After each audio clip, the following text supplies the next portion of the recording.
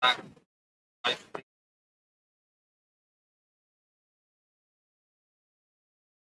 Bible.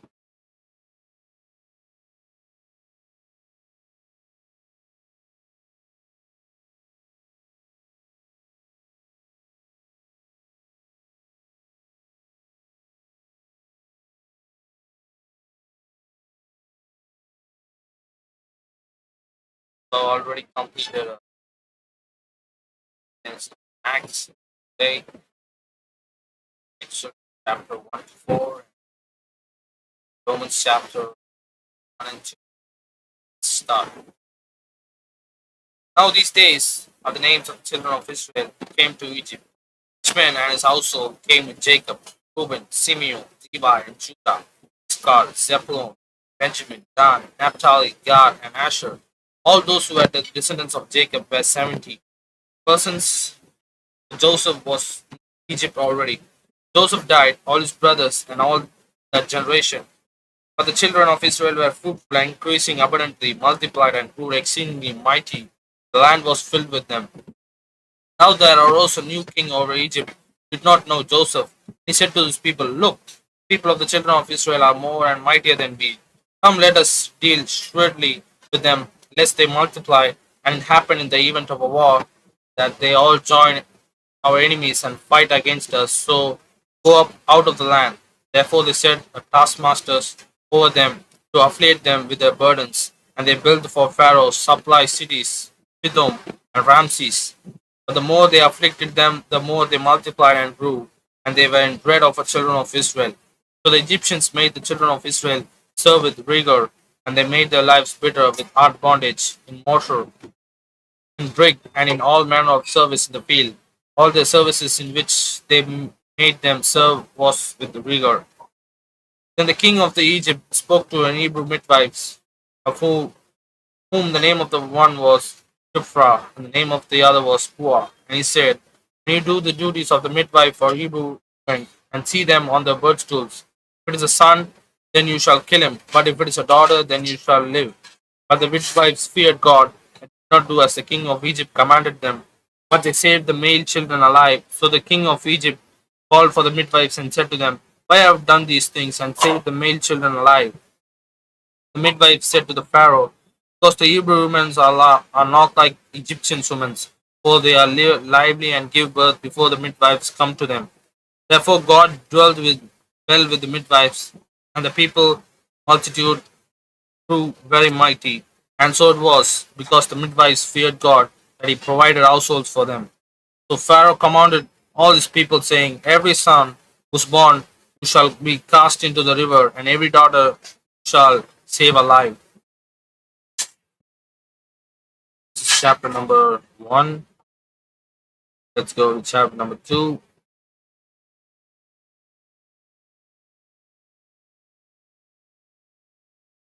And a man of an house of Levi went to his wife, the daughter of Levi.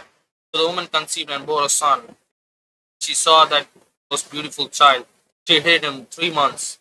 When she could not no longer hide him, took an ark of bulrushes for him, daubed it with ashpalot and pitch for the children in it, and laid it the reeds by the river bank. And his sister stood far off to know what would be done to him. Then the daughters of Pharaoh came down to bathe at the river, and the maidens walked through the riverside.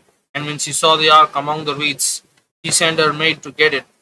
When she opened it, she saw the children, and behold, the baby wept. So she had compassion on him, and said, This is one of the Hebrew children. Then his sister said to Pharaoh's daughter, Shall I go and call a nurse for you, the Hebrew woman, that she may nurse the child for you? And Pharaoh's daughter said to her, Go. So the maiden went and called the children's mother. Pharaoh's daughter said to her, Take this child away and nurse him for me, and I will give you your wages. So the woman took the child and nursed him. Children grew, and she brought him to Pharaoh's daughter, and he became her son. So she was called his name Moses, saying, Because I drew him out of the water. Now it came to pass in those days when Moses was grown that he went out to his brethren and looked at his burdens, and he saw an Egyptian beating an Hebrew, one of his brethren. So he looked this way and that way, and when he saw no one, he killed the Egyptian and hid him in the sea, hid him in the sand. And when he went out on the second day, behold, two Hebrew men were fighting, and he said to one who did the wrong, why are you striking your companion? Then he said, who made you a prince and judge over us? Do you intend to kill me as you killed the Egyptian? So Moses feared and said, surely this thing is known. When Pharaoh heard about this matter, he sought to kill Moses. But Moses fled from the face of the Pharaoh and dwelt in the land of Midian, and he sat down by a well. Now the priest of Midian had 7 daughters, and they came and drew water, and they filled the troughs to water their father's flock. Then the shepherds came and drove them away, but Moses stood up and helped him and watered their flocks. When they came to Reuben, their father, he said, how is it that you have come so soon? And they said, an Egyptian delivered us from the hand of the shepherds, and he also drew enough water for us to water the flocks. So he said to his daughters, and where is he? And why is that you have left the man? Call him, that he may eat bread. Then Moses was content to live with the man, and he gave Zipporah's daughter Moses, and she bore him a son, and she called his name Gershom, for he said, I have been a stranger in a foreign land. Now it happened in the process of time, the king of Egypt died. Then the children of Israel groaned because of the bondage, and they cried out, and their cry came out to God because of the bondage. So God heard their groaning. God remembered his covenant with Abraham, with Isaac, and with Jacob. God looked upon the children of Israel, and God acknowledged them.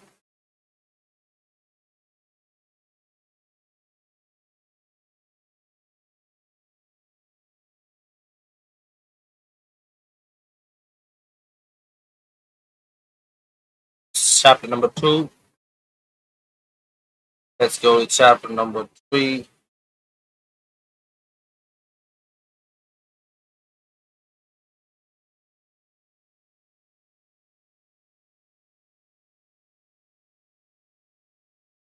Now Moses was tending the flock of Jethro, and his father-in-law, the priest of Midian. And he led the flock to the back of the desert and came to Horeb, the mount of God. And an angel of the Lord appeared to him in a flame of fire from the midst of the bush. So he looked, and behold, the bush was burning with fire, but the bush was not consumed. Then Moses said, I will not turn aside and see the great sight, why the bush does not burn. So when the Lord saw that he turned aside to look, God called to him from the midst of the bush and said, Moses, Moses. And he said, here I am. Then he said, do not draw near this place. Take your sandals off your feet. The place where you are standing is holy ground. Moreover, he said, I am the God of your father, the God of your Abraham, God of Isaac, and the God of Jacob. And Moses hid his face, for he was afraid to look upon God. And the Lord said, I have surely seen the oppression of my people who are in Egypt, and I have heard their cry because of the taskmasters. For I know their sorrows, so I have come down to deliver them out of the hand of Egyptians, and to bring them up from the land to a good and a large land, to a land flowing with milk and honey, to a place of Canaanites, and the Hittites, and the Amorites, and the Perizzites, and the Evitites, and the Jebusites. Now therefore, behold, the cry of the children of Israel has come to me, and I have also seen the oppression with which the Egyptians oppressed them.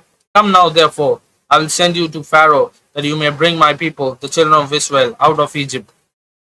But Moses said to God, who I am that I should go to Pharaoh, and that I should bring the children of Israel out of Egypt? So he said, I will certainly be with you, and this shall be a sign to you that I have sent you. When you have brought the people out of Egypt, you shall serve God on this mountain. Then Moses said to God, indeed, when I come to the children of Israel and say to them, the God of your fathers has sent me to you, and they say to me, what is his name? What shall I say to them? God said to Moses, I am who I am. And he said, thus you shall say to the children of Israel, I am has sent me to you. Moreover, God said to Moses, thus you shall say to the children of Israel, the Lord God of your fathers, the God of Abraham, the God of Isaac, and the God of Jacob has sent me to you. This is my name forever, and this is my memorial to the generations. Go and gather the elders of Israel together, and say to them, the Lord God of your fathers, the God of Abraham, of Isaac, and of Jacob, appeared to me, saying, I have surely visited you, and have seen what is done to you in Egypt. And I have said, I will bring you up out of the afflictions of the Nites, and the Hittites, and the Amorites, and the Perizzites, and the Evitites, and the Jebusites to a land flowing with milk and honey. Then they